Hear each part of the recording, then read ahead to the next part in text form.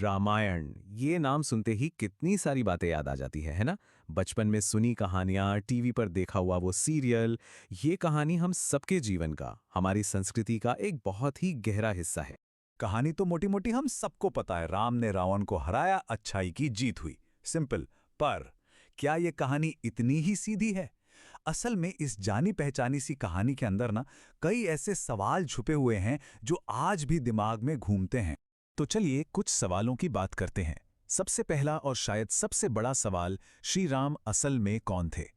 क्या वो एक आदर्श इंसान थे, एक मर्यादा पुरुषोत्तम, या फिर वो भगवान का अवतार थे?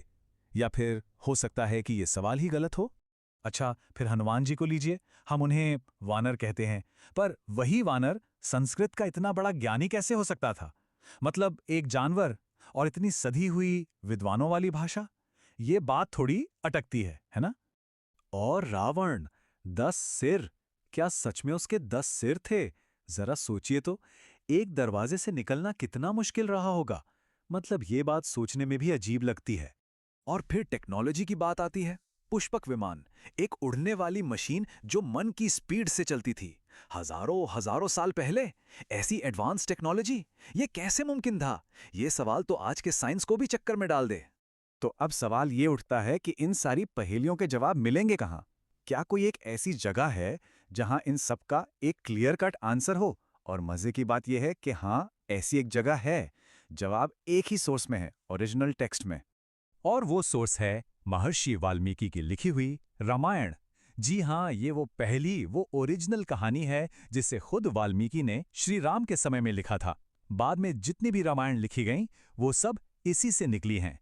देखिए, समय के साथ कालिदास से लेकर तुलसीदास तक कई बड़े बड़े कवियों ने इस कहानी को अपने अपने अंदाज में दोबारा कहा, और वो सब बहुत खूबसूरत हैं। लेकिन अगर हमें सच की जड़ तक पहुंचना है तो हमें वहीं जाना होगा जहां से ये सब शुरू हुआ था, यानी वाल्मीकि के पास। अब मन में ये ख्याल आ सकता है, अरे वाल्मीकि रामायण कौन पढ़ेगा, वो तो संस्कृत में है और इतनी इतनी बड़ी किताब है। और ये बात बिल्कुल सही है, ये कोई छोटा मोटा काम नहीं है। पता है इसमें कितने श्लोक हैं? पूरे 24,000, 24,000।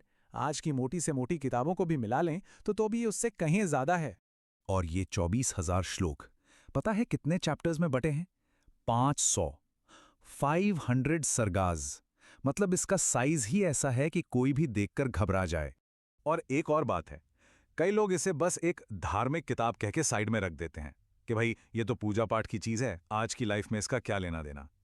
पर क्या ये सच में सिर्फ एक धार्मिक किताब है?